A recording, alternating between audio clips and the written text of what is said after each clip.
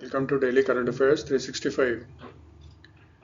कुछ दिन से वीडियो नहीं आ पा रही थी, उसके लिए सॉरी।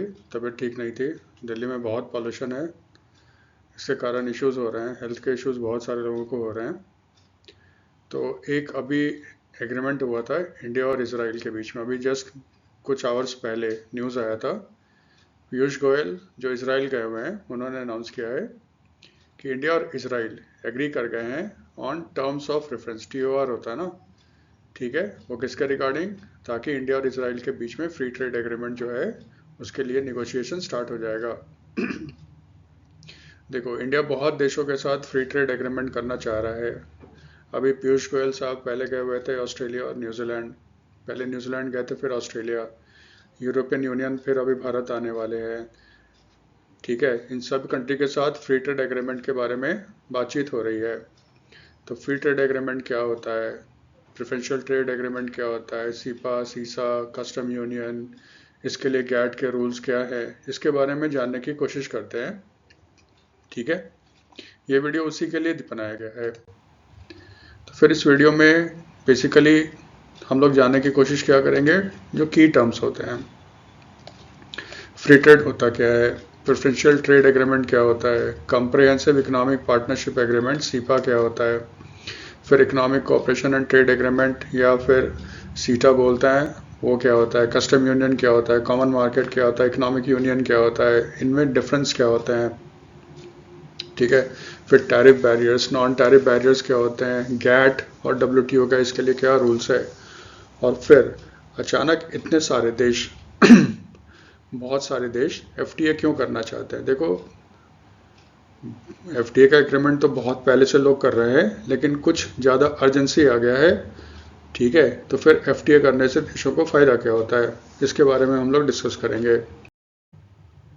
तो ये तो पता ही है, शुरू में ही बताया था, पीयूष गोयल साहब गए हुए इसराइल और वहीं पे उन्होंने अनाउंस किया था कि इंडिया और इसराइल सहमत हो गए हैं on terms of reference to start negotiation of free trade agreement के लिए, ठीक है। टॉक्स स्टार्ट हो जाएगा। दो चीज़ बहुत इंपॉर्टेंट उन्होंने बात बोली है। पहली बात उन्होंने जो कहा है कि वो कहा है कि जो इंडिया और इसराइल के बीच जो फ्री ट्रेड एग्रीमेंट भविष्य में होगा, इसको 2 फेज़ में लागू किया जाएगा। ये सबसे इम्पॉर्टेंट चीज़ है। और दूसरा उन्होंने कहा है कुछ ऐसे सेंसिटिव सेक्टर्स हैं, ठीक है, जैसे उन्होंने डेयरी का नाम लिया, एग्रीकल्चर का नाम लिया।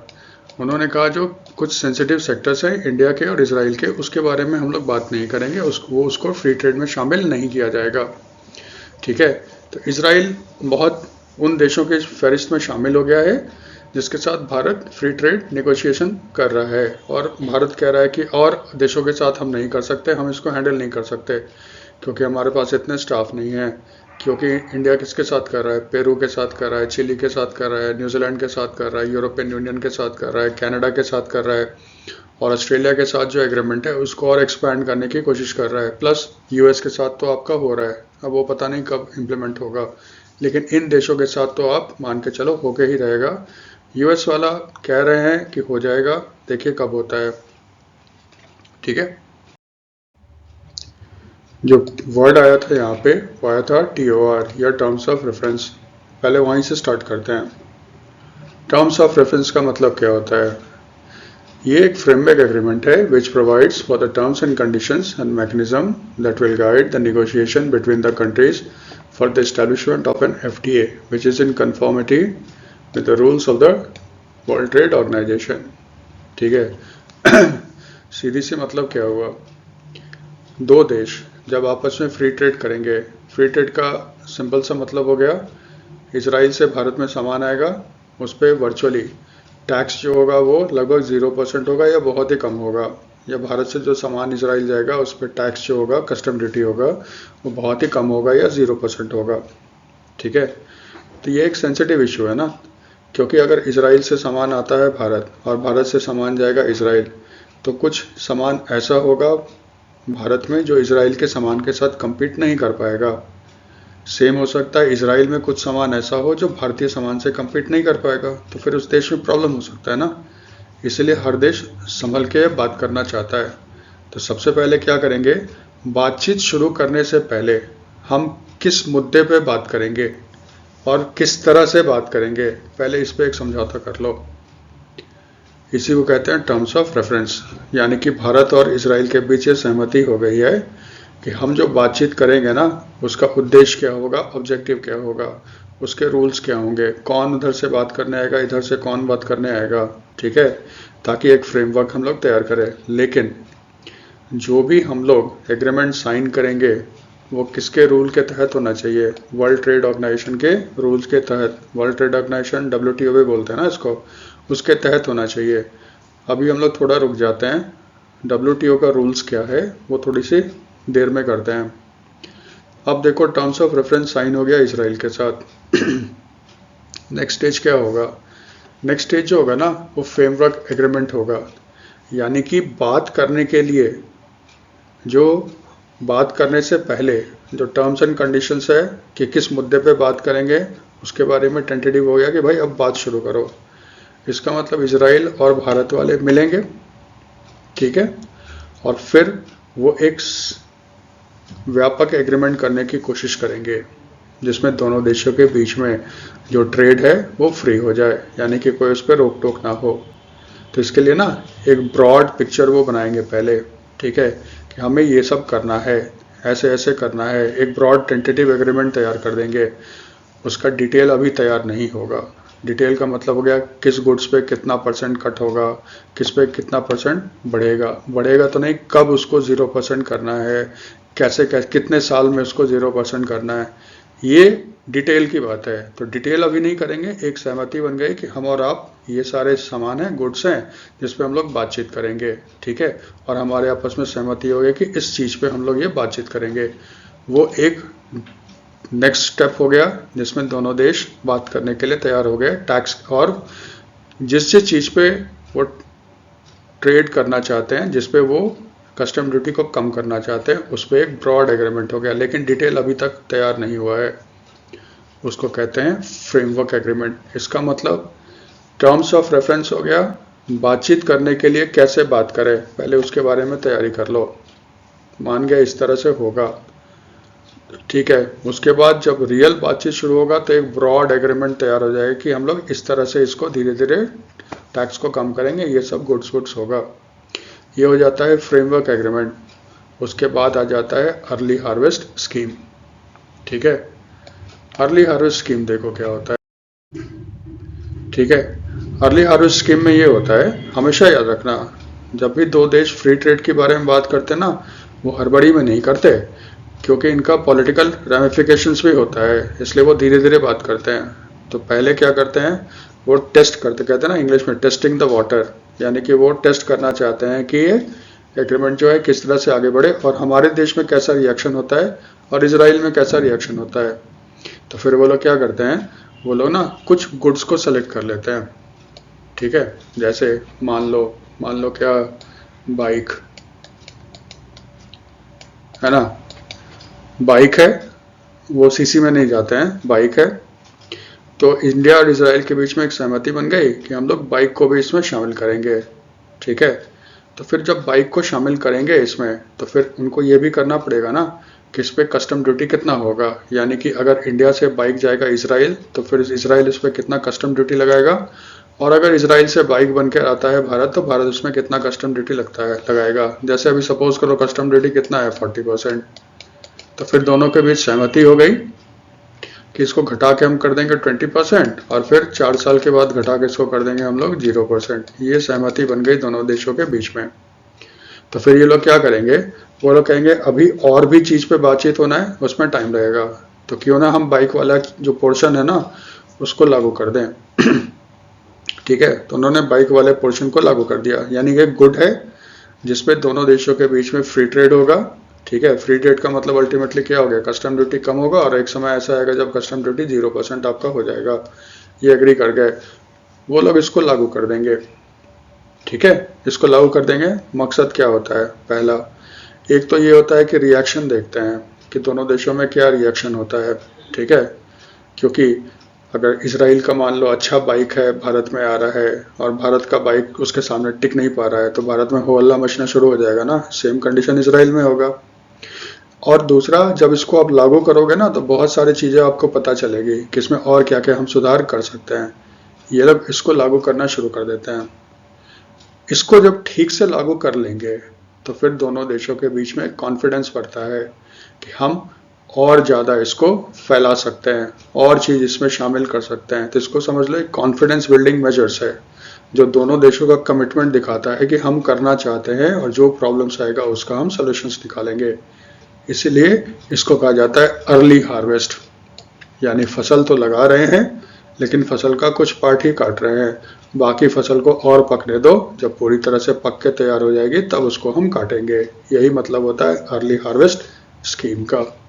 ठीक है, ठीक है। आप जानते हो इसमें फिर बात आ गई किसका, गैट और डब्ल्यूटीओ। गैट होता है general agreement on tariffs and trade, उसी को रिप्लेस करके 1 जनवरी 1995 को बना है वर्ल्ड ट्रेड ऑर्गेनाइजेशन। गैट और डब्ल्यूटीओ, इसके बारे में पिछले वीडियो में चर्चा किया था, ठीक है, जिसमें एंटी डंपिंग वगैरह सब हम लोगों ने डील किया था। वर्ल्ड में एक रूल बेस्ड ट्रेडिंग सिस्टम होने के लिए पहले गैट आया था, ठीक है। गैट लेकिन फोकस था आपका गुड्स पे, और वो परमानेंट बॉडी नहीं था, एडहॉक बॉडी था। गैट को माराकेश ट्रीटी हुआ, फिर गैट को रिप्लेस किया डब्ल्यूटीओ ने, जो एक परमानेंट बॉडी है। इसमें गुड्स ही नहीं, सर्विसेज और दूसरे चीज़ भी शामिल किए गए हैं, ठीक है। गैट और डब्ल्यूटीओ का मेन मकसद है पूरे विश्व में एक रूल बेस्ड ट्रेडिंग होना चाहिए, और रूल बेस्ड ट्रेडिंग में ना उसका जो सबसे बड़ा हथियार है वो है आपका MFN status, most favoured nation status. जैसे उस वीडियो में भी डिस्कस किया था, यहाँ भी है।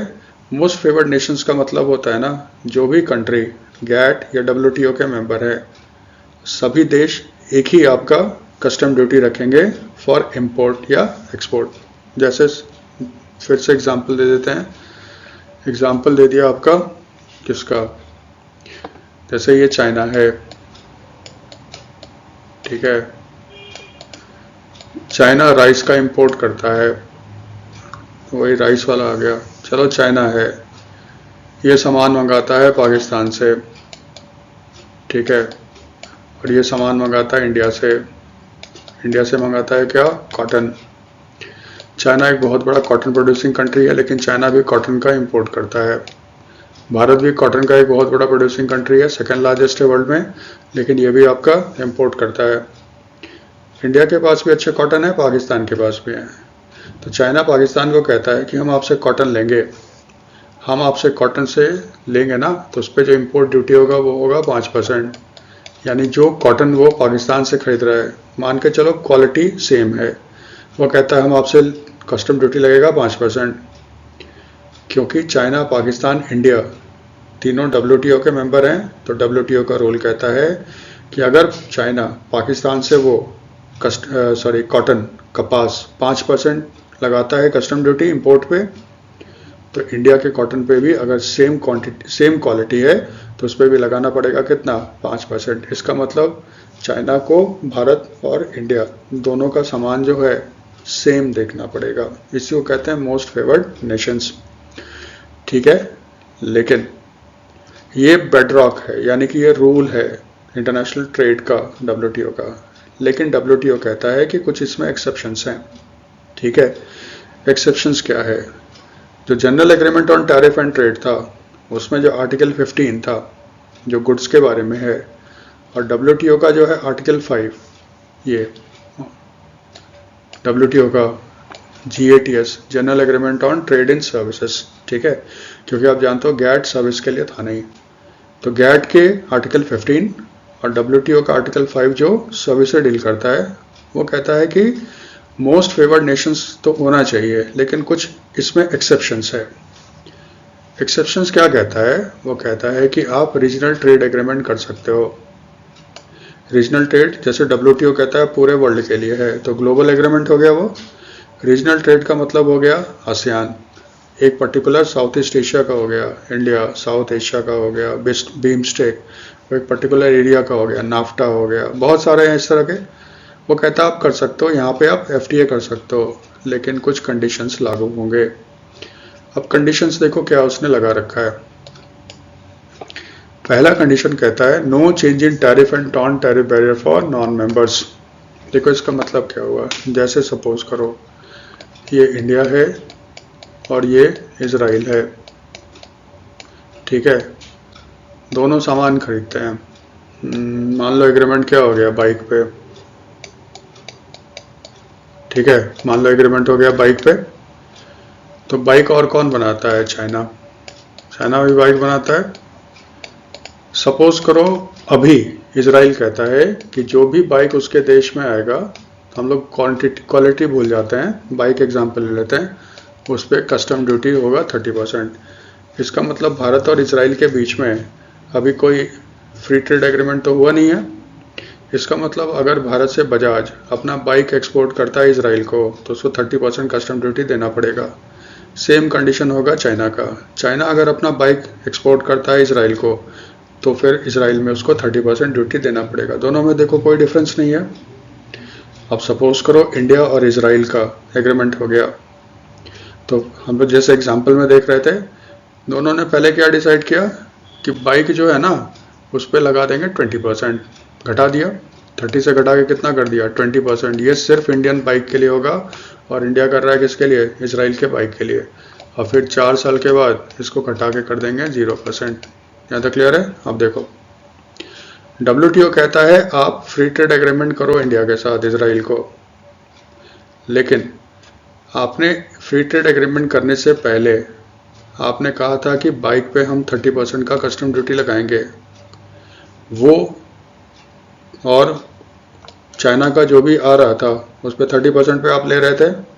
तो भारत के साथ जब आपका फ्री ट्रेड एग्रीमेंट लागू हो जाएगा जिसमें आप कहते हो कि इंडिया के बाइक पे हम 20% लेंगे, 4 साल के बाद 0% हो जाएगा, तो उसमें कोई दिक्कत नहीं है। लेकिन आप चाइना के बाइक पे जो 30% लगाते थे ना उसमें आप कोई चेंज नहीं कर सकते हो, यानी कि वो एज इट इज होगा।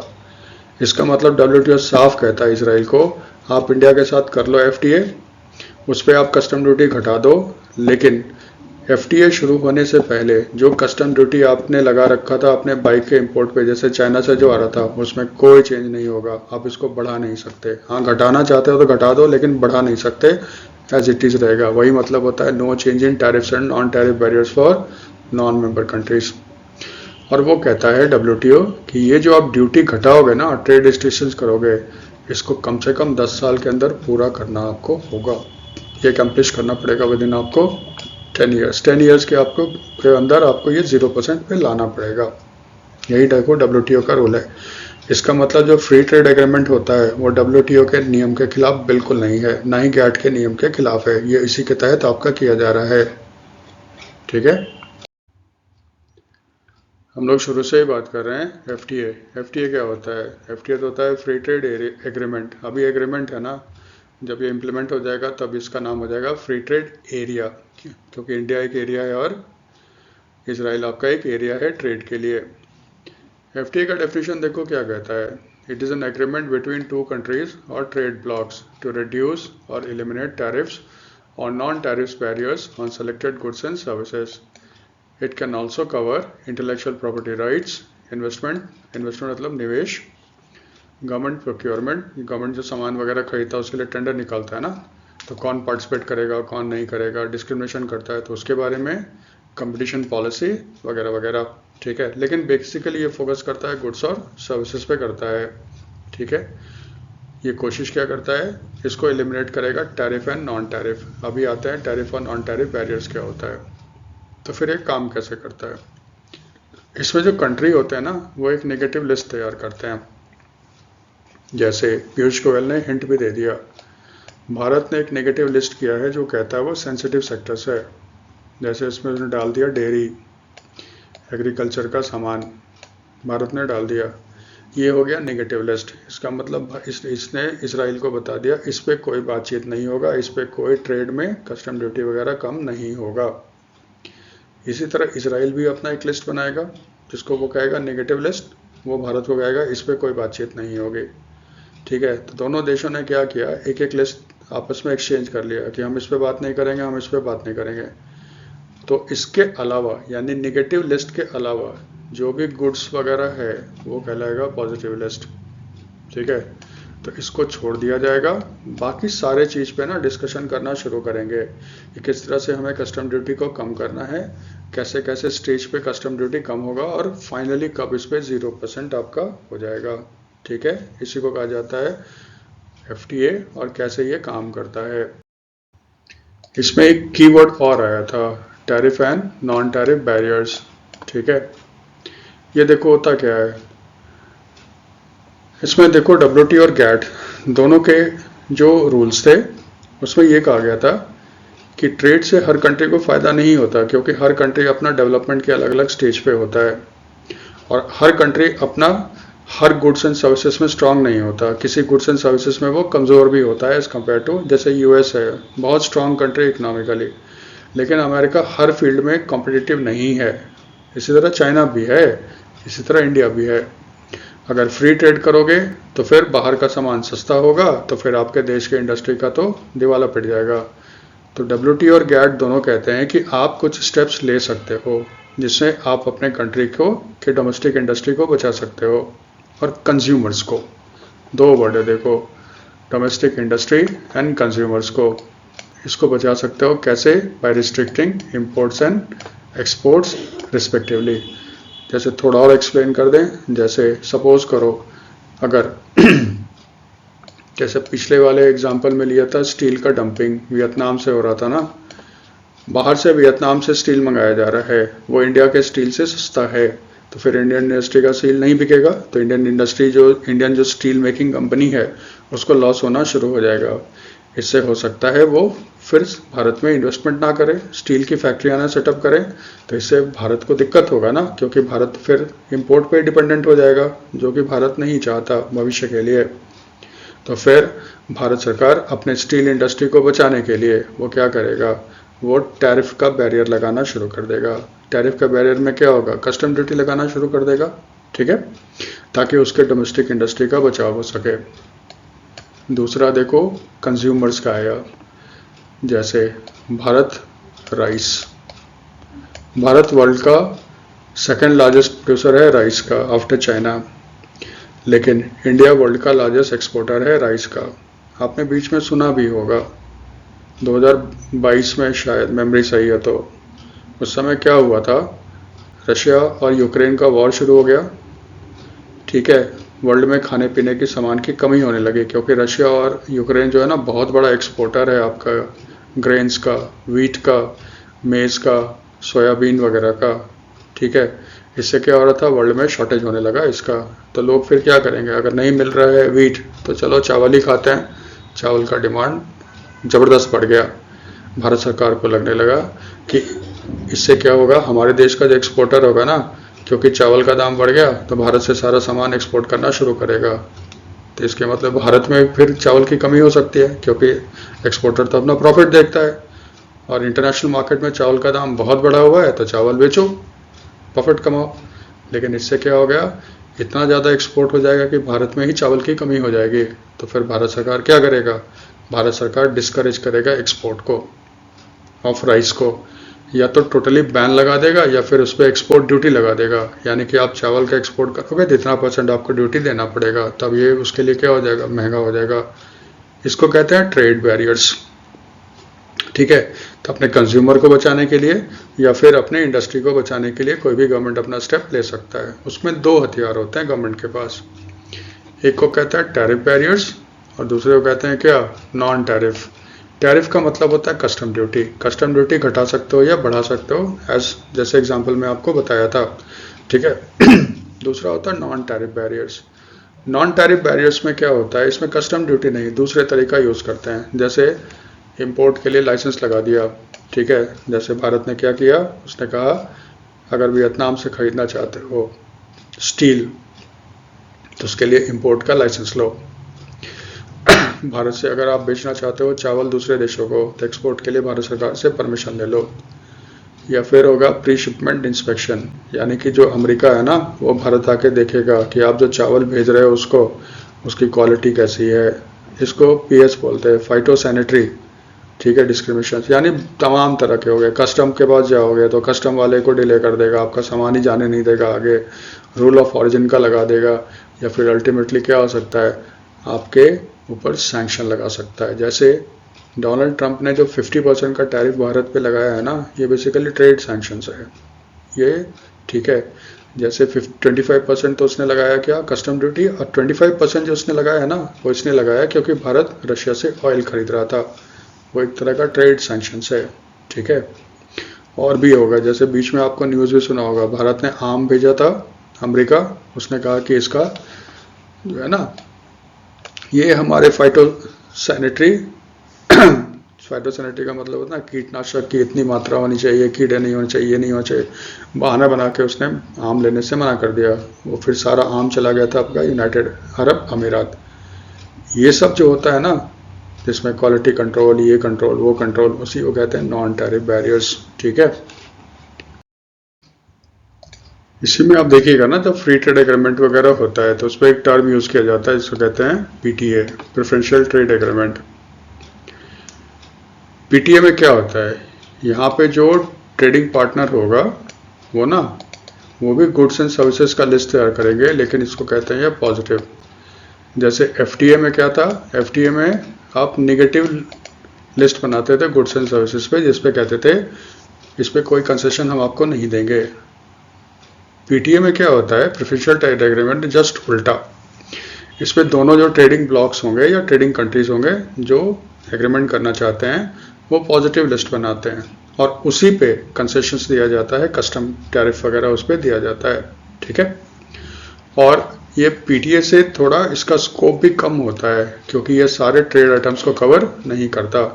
तो पीटीए से एफटीए पीटीए से अलग कैसे हो गया, एफटीए में बेसिकली होता है नेगेटिव लिस्ट बनाया जाता है और उस पर कोई कंसेशन नहीं दिया जाता। पीटीए में क्या होता है, उसमें पॉजिटिव लिस्ट बनाया जाता है, उस पर कंसेशन दिया जाता है।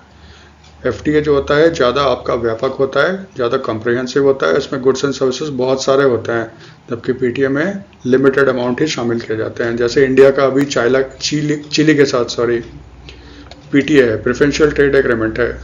इंडिया चाहता है इसको कन्वर्ट कर दे किस पे, एफटीए में, ताकि और ज़्यादा इसमें गुड्स को शामिल किया जा सके। जैसे भारत बेसिकली चाहता है इसमें क्रिटिकल मिनरल्स को भी शामिल किया जाए। हमारा अफगानिस्तान के साथ भी पीटीए है। इंडिया ने मर्कोसर के साथ भी किया। मर्कोसर बेसिकली साउथ अमेरिकन कंट्रीज का एक ट्रेडिंग ब्लॉक है जिसमें ब्राज़ील, अर्जेंटीना, यूरुग्वे और पैराग्वे आते हैं, 4 देश आते हैं इसमें, ठीक है।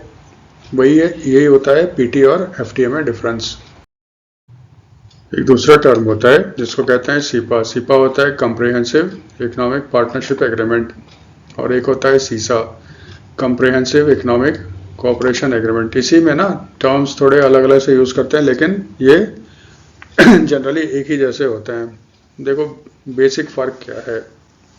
Cepa, comprehensive economic partnership agreement, इसमें ना गुड्स एंड सर्विसेज के साथ साथ, ठीक है, investment, intellectual property rights, competition, custom cooperation, ये सब भी इसमें शामिल किया जाता है।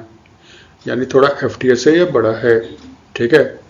इसको कहते हैं कम्प्रिहेंसिव इकोनॉमिक पार्टनरशिप है। कम्प्रिहेंसिव वर्ड है ना, इसका मतलब सिर्फ गुड्स एंड सर्विसेज का ही नहीं होगा, जो पेटेंट का लॉ होगा, इंटेलेक्चुअल प्रॉपर्टी राइट्स होगा, या जो हम इन्वेस्टमेंट करेंगे उसकी सुरक्षा, उसके लिए क्या नियम कानून होंगे, क्या प्रोटेक्शन हमें मिलेगा, ये सब चीज़ उसमें कवर किया जाता है। तो फिर एक ये वर्ड यूज़ करते हैं ना, कम्प्रिहेंसिव इकोनॉमिक कोऑपरेशन एग्रीमेंट। तो फिर ये क्या होता है, जो कम्प्रिहेंसिव इकोनॉमिक कोऑपरेशन एग्रीमेंट होता है वो कवर करता है निगोशिएशन ऑन ट्रेड टैरिफ्स यानी कस्टम्स के बारे में, और ट्यूक्यूआर के रेट्स के बारे में।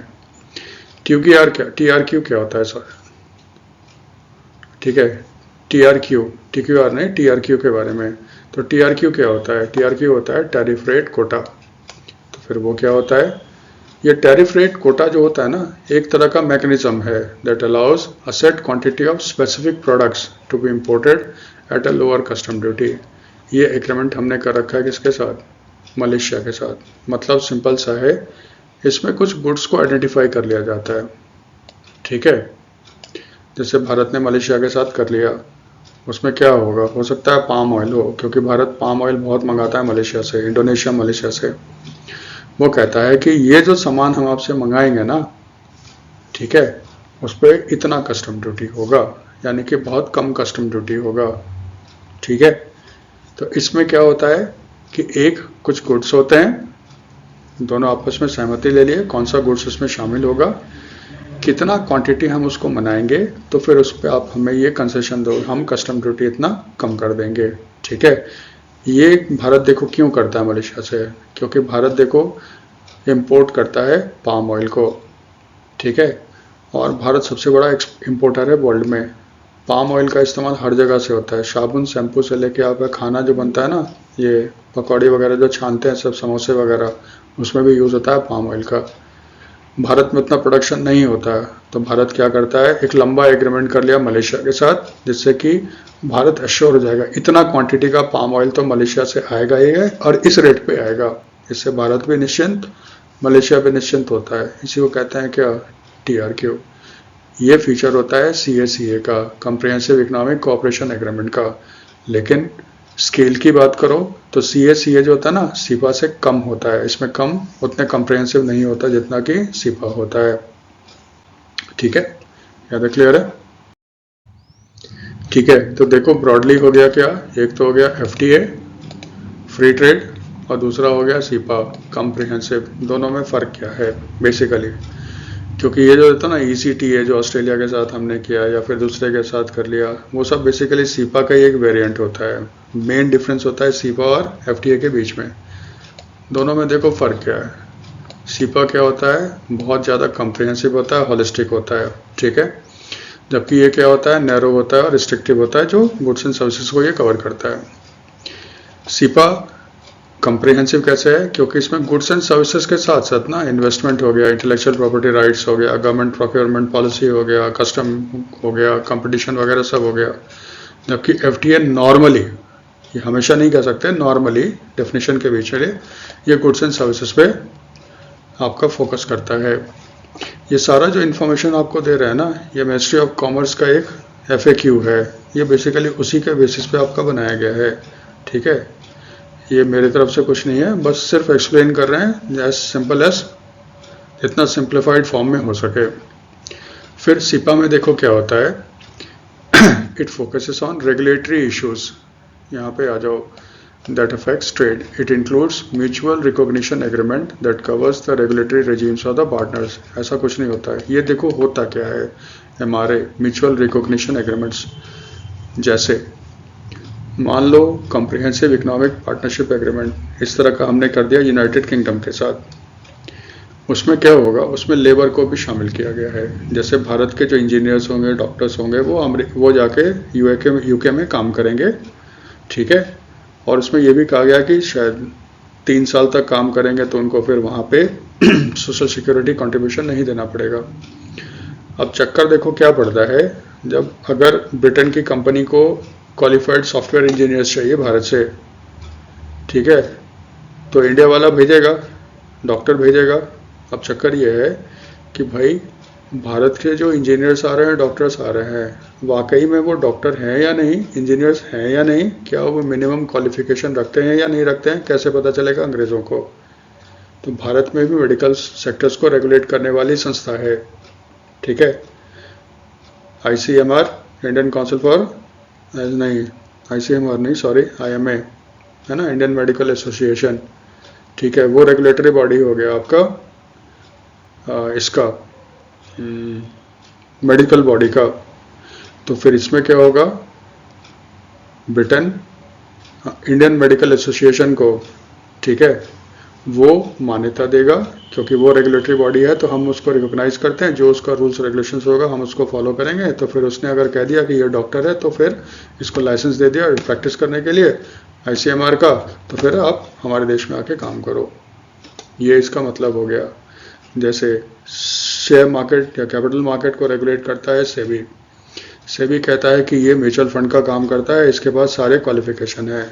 तो फिर अगर वो अपना धंधा म्यूचुअल फंड का शुरू करना चाहता है UK में, तो फिर भारत में क्योंकि सेबी ने उसको रेगुलेशन, उसको मान्यता दे दी है, तो ब्रिटेन वाला भी इसको मान लेगा। यही मतलब होता है इसका। ठीक है, क्योंकि कम्प्रिहेंसिव है ना, इन्वेस्टमेंट की बात आ रही है, इंटेलेक्चुअल प्रॉपर्टी राइट्स की बात आ रही है। तो भारत में भी तो कोई पेटेंट वगैरह देता होगा ना, तो उसको रिकॉग्नाइज कर लेगा यूके, तो जिसको उसने पेटेंट दे दिया तो फिर वो भी पेटेंट मान्य होगा कहाँ पे, यूके में होगा। यही मतलब होता है म्यूचुअल रिकॉग्निशन एग्रीमेंट्स। एक बार चेक कर लेना, आईएमए ही है ना, कि उसको नाम तो नहीं बदल दिया है आईएमए का, इंडियन मेडिकल एसोसिएशन। चलो देख लेते हैं उसको। फिर एक वर्ड होता है कस्टम यूनियन। कस्टम यूनियन जो है ना सीपा का नेक्स्ट फॉर्म है, ठीक है। कस्टम यूनियन में क्या होता है कि जो इसके मेंबर होते हैं, इसमें ग्रुप होता है, उसमें जो मेंबर होंगे ना वो एक ही रूल्स, प्रोसीजर्स और टैरिफ रखते हैं for import, export and transits of goods, ठीक है। जैसे अगर आप देखोगे यूरोपियन यूनियन को, ये पहले बना था कस्टम यूनियन, यानी कि यूरोपियन यूनियन के जो भी देश थे, जैसे मान लो XYZ ब्रिटेन हो, ठीक है, XYZ कंट्री इसके मेंबर हैं, तो फिर तीनों देश जो है ना कस्टम का एक ही रूल फॉलो करेंगे। यानी कि क्या क्या प्रोसेस होगा कस्टम का, तीनों का एक जैसा होगा। तीनों देश में जो भी सामान इंपोर्ट होगा बाहर से, सब पे कस्टम ड्यूटी एक होगा, ठीक है। फिर अपने देश से जो भी सामान एक्सपोर्ट होगा उस पर भी सारा कस्टम ड्यूटी एक होगा। यानी कि इन तीनों देशों ने मिलकर क्या कर लिया, कस्टम का जो रूल्स और रेगुलेशन प्रोसीजर है ना सबको एक जैसा कर दिया और तीनों का सेम हो गया। इसी को कहते हैं कस्टम यूनियन, ठीक है। कस्टम यूनियन का एग्जांपल क्या हो गया, Eurasian custom union, south African custom union, gulf cooperation council etcetera वगैरह सब आपका ये एग्जांपल है। यूरोपियन यूनियन को भी कस्टम यूनियन मानते हैं, ठीक है। फिर जो नेक्स्ट स्टेप होगा वो होगा कॉमन मार्केट का। कॉमन मार्केट का मतलब क्या होता है, कस्टम यूनियन में तो सबने कस्टम का तो कर दिया भाई कि ये गुड्स का इंपोर्ट होगा बाहर से तो उस पर ये रेट होगा और ये प्रोसीजर हम फॉलो करेंगे। मार्केट जैसे ही वो बन जाता है कॉमन मार्केट, इसका मतलब होगा ये जो तीन देश थे ना, जो एग्जांपल लिया था XYZ, तो अगर ये कॉमन मार्केट में कन्वर्ट हो गए तो उसका मतलब क्या होगा, तीनों देश के जो लेबर है और कैपिटल है वो ना इन तीनों देशों में फ्री हो जाएंगे। मींस एक्स का जो नागरिक है वो वाई में जाके आराम से नौकरी कर सकता है, उसको वाई देश में वही ट्रीटमेंट मिलेगा जो वाई वाला अपने देश के नागरिक को देता है। एक्स का इन्वेस्टर अगर वाई में जाएगा वहां पे इन्वेस्ट करेगा तो वाई वाले उसको उतना ही ट्रीटमेंट सेम मानेंगे जो कि एक वाई के इन्वेस्टर्स को दिया जाता है। इसका मतलब यहाँ पे लेबर और कैपिटल भी सेम हो जाएगा, सेम ट्रीटमेंट दिया जाएगा, तीनों देश आपस में डिस्क्रिमिनेशन नहीं करेंगे, उसको कहते हैं कॉमन मार्केट। इकोनॉमिक यूनियन जो है वो अल्टीमेट है। इकोनॉमिक यूनियन में क्या कर देते हैं, इसमें जो फिजिकल और मॉनेटरी पॉलिसी होता है ना मेंबर कंट्रीज का वो लगभग एक हो जाता है। जैसे वहाँ पे जो पॉलिसीज बनेगा regarding taxation, government spending, expenditure, ठीक है, ये जैसे फिजिकल पॉलिसी कौन बनाता है, गवर्नमेंट। तो गवर्नमेंट बेसिकली टैक्स आपका डिसाइड करता है, गवर्नमेंट आपका एक्सपेंडिचर, ठीक है, वो कितना हो, यानी कि एक्सपेंडिचर का मतलब वो पब्लिक वो कैपिटल एक्सपेंडिचर कितना करेगा, वो आपका सब्सिडी वगैरह कितना देगा, सैलरी वैली कितना देगा, वो सब सारा चीज़ उसका फिजिकल का पार्ट हो जाता है ना। मॉनेटरी पॉलिसी कौन बनाता है, सेंट्रल बैंक्स, जैसे भारत में RBI बनाता है। तो जो जो मेंबर होंगे इकोनॉमिक यूनियन के, सारे देश का जो पॉलिसी होगा टैक्सेशन पे, एक्सपेंडिचर पे, फिजिकल डेफिसिट पे, रेवेन्यू डेफिसिट पे, या फिर जो उनकी सेंट्रल बैंक की जो मॉनेटरी पॉलिसी होगी है ना, वो सारा एक दूसरे के साथ कोऑर्डिनेट करके करेंगे। अभी वर्ल्ड में सबसे बेस्ट एग्जांपल इकोनॉमिक यूनियन का ना यूरोपियन यूनियन है। आप जानते हो इनका एक सेंट्रल बैंक भी है, ठीक है, और ये कोऑर्डिनेट करते हैं अपने फिजिकल और मॉनेटरी पॉलिसी को। तो ये अल्टीमेट स्टेप हो जाता है जब कोई देश ये काम करता है, ठीक है। अब देखो बात आ गई यही कि एक देश दूसरे देश के साथ FTA क्यों करता है। देखो क्लासिकल इकोनॉमिक्स जो है वो प्रोपोनेंट है फ्री ट्रेड के। फ्री ट्रेड का मतलब है उनका, तो एक्सट्रीम में जाओगे तो उनका ये कहना है कि हर देश को ना गवर्नमेंट को इंटरफेयर नहीं करना चाहिए इकोनॉमिक्स में, क्योंकि गवर्नमेंट जो होता है उसको डिस्टॉर्ट करता है। हर कंट्री अपने स्ट्रेंथ के हिसाब से सामान को बेच सकता है और खरीद सकता है। इसका मतलब अगर भारत सस्ता स्टील नहीं बना सकता तो वो चीन से इंपोर्ट कर ले, लेकिन अगर भारत अच्छी क्वालिटी का स्टील बना सकता है, थोड़ा ही बनाए चाइना नहीं बना सकता है, तो भारत अच्छे क्वालिटी का स्टील चाइना को बेचे। ये उनका देखो थ्योरी है। सेकेंड वर्ल्ड वॉर के बाद अधिकतर देशों ने अपना व्यापार खोलना शुरू कर दिया, लिबरलाइज करना शुरू कर दिया। लेकिन देखो उनके लिए जो था ना, वो था general agreement on tariff and trade. वो एक इंटरनेशनल बॉडी था जहाँ पे बैठ के सब डिस्कशन कर सकते थे, ट्रेड को लिबरलाइज कर सकते थे। फिर आया WTO। WTO में भी प्रॉब्लम क्या है, इसमें इतने 164 कंट्रीज हैं, हर मुद्दे पे सबका डिस्कशन होगा, और ज़रूरी है जब 164 कंट्रीज एक साथ बैठ के डिस्कशन करेंगे तो उसमें एग्रीमेंट निकालना, कंसेंसस निकालना बहुत मुश्किल होता है। तो फिर कुछ कंट्री इम्पेशेंट हो जाते हैं, वो कहते हैं कि हम उसके लिए वेट नहीं करेंगे, क्यों ना हम लाइक माइंडेड कंट्रीज के साथ बात करें, उसके साथ फ्री ट्रेड कर लें, इससे हमारी इकॉनमी को क्या मिलेगा, बूस्ट मिलेगा। इसलिए भी वो लोग क्या करते हैं, WTO का कौन वेट करेगा, आपस में मिल रहा है, हम लोग बैठ के आपस में कर लेते हैं। इसीलिए देखो WTO में कहा गया है कि आप रीजनल ट्रेड एग्रीमेंट कर सकते हो, क्योंकि ये रियलिटी है। दूसरा, इससे क्या होगा, एक्सपोर्ट बढ़ेगा if the competitor is not part of the FTA। ये थोड़ा समझा देते हैं। जैसे